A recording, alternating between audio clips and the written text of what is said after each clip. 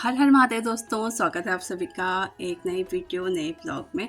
आजकल है ना मैं ब्लॉग नहीं बना रही हूँ, जैसे आपको पता ही होगा। क्यों नहीं बना रही? क्योंकि आप लोग है ना वीडियो देखते पर वीडियो को लाइक नहीं करते, और आप लोग लाइक नहीं करते ना, मुझे लगता है कि आप लोगों को वीडियो पसंद नहीं आ रही।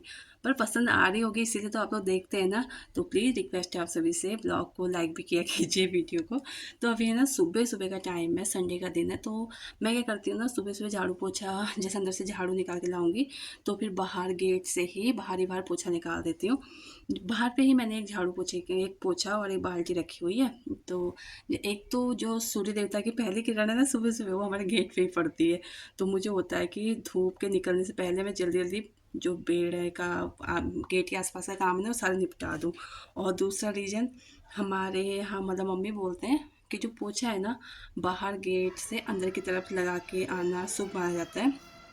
हमारे गांव घरों में भी जो लिपाई होती है ना, वो जो हमारा मेन गेट होता है उससे अंदर की तरफ किया जाता है, ना कि बाहर की तरफ। तो फिर मैंने बाहर पे तो पोछा लगा दिया, बाहर पे सारा पोछा वगैरह लगा के मैं अंदर आ गई थी। और अंदर पे भूमि पोछा लगा रही है आज। ये मेरे पास आई, कहते हैं मम्मा आपकी कोई हेल्प करा दूँ मैंने जैसे बोला बाहर पे, मैंने कहा तो बाहर ही बाहर पोछा लगा दे, अंदर मैं लगा लूँगी। ये कहती बाहर मुझे नहीं लगाना। बाहर इसलिए क्योंकि आज ना संडे है और सभी की साइकिल बाइक्स एक्टिवा वगैरह सब अंदर ही है, तो उसमें थोड़ा झाड़ू पोछा करने में परेशानी होती है। फिर मैंने बाहर पे लगा दिया, भूमि ने अंदर लगा दिया।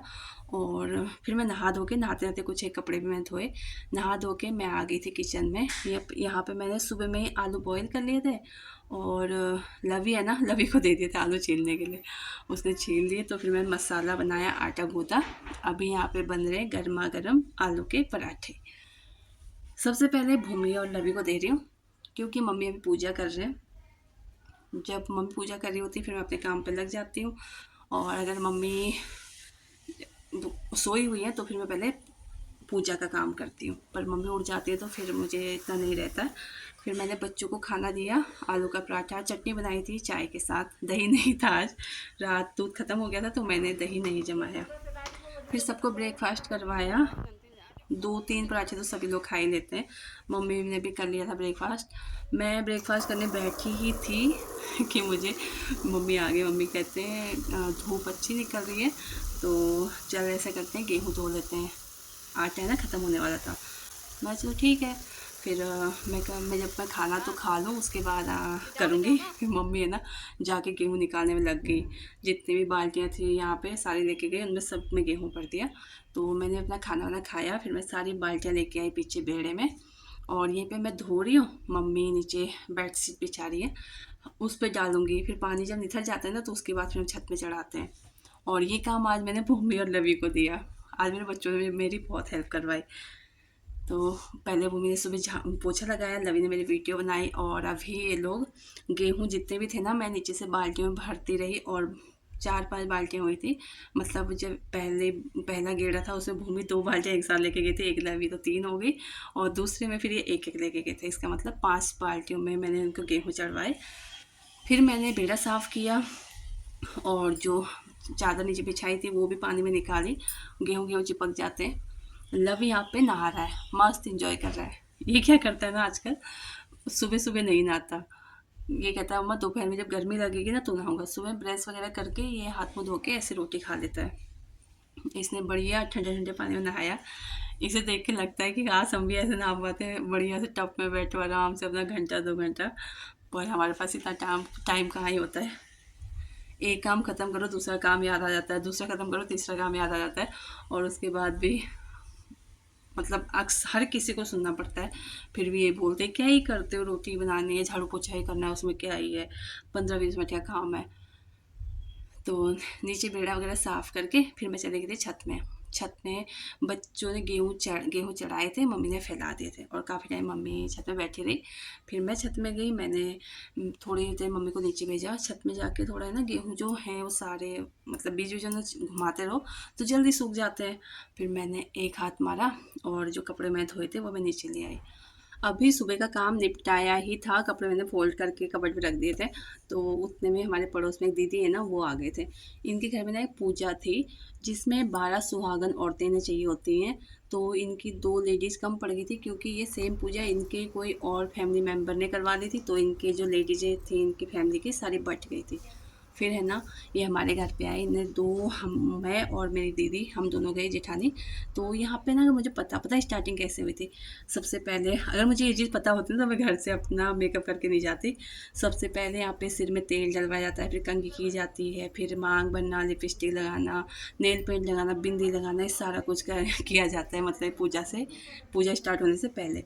फिर उसके बाद ना मुरमुरे, गुड़ और सूख जो भुने हुए चने होते हैं ना, उसका प्रसाद लेडीज़ें एक दूसरे के पल्लू में रखती हैं।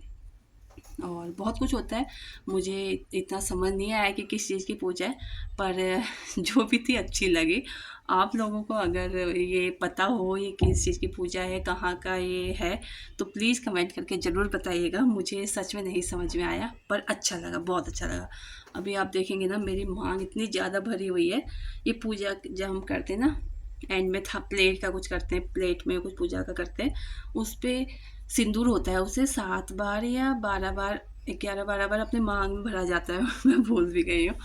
तो फिर हमने वो सब कुछ किया, और कम से कम आधा 1 घंटे का टाइम लगा। फिर मैं घर आ गई जल्दी-जल्दी, क्योंकि दोपहर के खाने का टाइम हो चुका था और सब लोग घर में हैं। अभी हमारा बाहर पे मोटर का काम चल रहा है। मैंने बहुत बार ब्लॉग में बताया कि हमारी मोटर में बहुत कम पानी आता है, और इस वजह से ना हमारे घर में कह सकते हैं कि बहुत बड़े कलेश हो सकते हैं, पर पता नहीं हमारे घर में सब लोग समझदार हैं या क्या, जैसे तैसे एडजस्ट कर ही लेते हैं सब लोग। तो वही काम चल रहा है, घर का कलेश ख़त्म हो जाएगा, जो हो सकता था पर होता नहीं है। तो अभी ना यहाँ पे मैं बना रही हूँ हमारे गांव की भट की दाल, सोयाबीन का भाई बोल सकते हैं इसे हम। सोयाबीन वाइट होती है, ये ब्लैक कलर के होते हैं।